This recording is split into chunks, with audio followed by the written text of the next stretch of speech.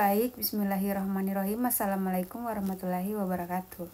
Terima kasih atas kesempatan yang telah diberikan kepada saya. Perkenalkan, nama saya Ririn Ali Rahmin dengan NIM J1A1222291. Saya ucapkan terima kasih kepada Bapak Ramadan Tusepu, SKM, MKes, PhD, selaku dosen pengampu mata kuliah Current Issue yang telah memberikan waktu untuk menyelesaikan tugas ini.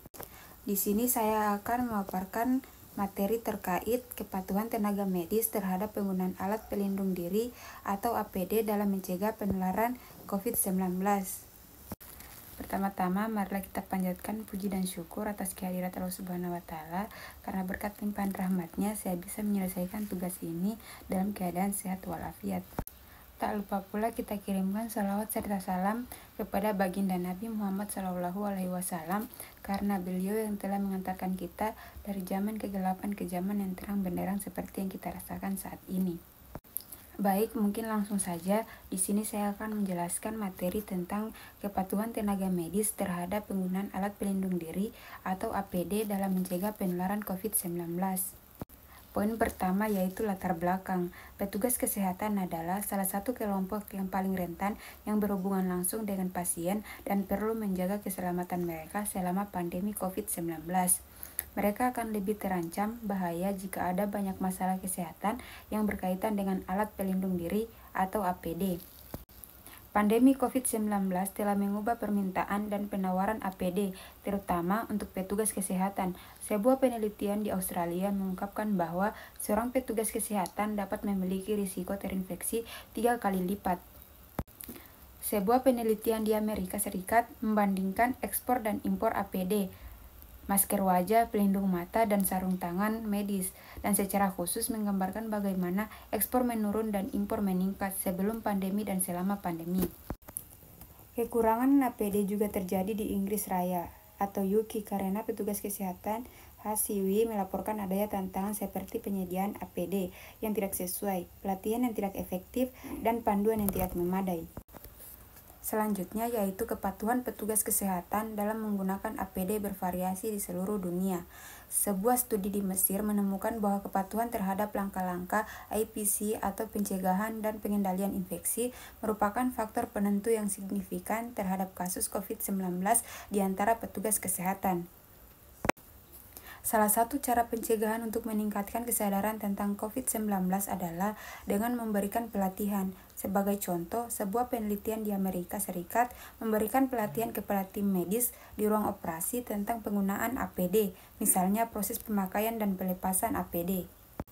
Selanjutnya yaitu metode penelitian. Penelitian ini menggunakan desain cross-seksional dengan responden sebanyak 259 tenaga medis yang terdiri dari dokter, perawat, dan bidan. Pengumpulan data dilakukan dengan menggunakan kuesioner yang mencakup aspek kepatuhan, pengetahuan, sikap, motivasi, dan dukungan fasilitas rumah sakit. Analisis data dilakukan menggunakan statistik deskriptif, uji chi-square, dan regresi logistik. Target populasi dan teknik pengambilan sampel. Populasi target terdiri dari tenaga medis seperti dokter, perawat, dan bidan yang melakukan kontak langsung dan memberikan perawatan kepada pasien di PKU Muhammadiyah di Yogyakarta, Indonesia. Data tenaga kesehatan diperoleh dari rumah sakit. Responden yang memenuhi syarat haruslah yang pertama pekerja tetap, yang kedua bersedia menandatangani formulir persetujuan, yang ketiga dan mengisi kuesioner. Penelitian ini menggunakan teknik total sampling yang memiliki seluruh populasi penelitian sebagai sampel. Jumlah sampel adalah 259 tenaga medis di rumah sakit.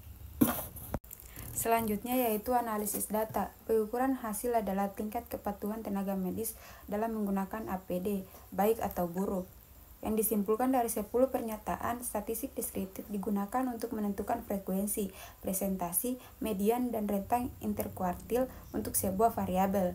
Uji chi-square dan regresi logistik berganda digunakan untuk menguji hubungan antar variabel. Selanjutnya yaitu hasil penelitian. Dari hasil menunjukkan bahwa sebagian besar responden adalah perawat.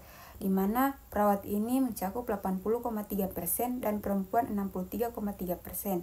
Sebagian besar dari mereka adalah dewasa parubaya 36-55 tahun sebanyak 64,9% dan telah bekerja selama 3 tahun atau lebih sebanyak 92,7%.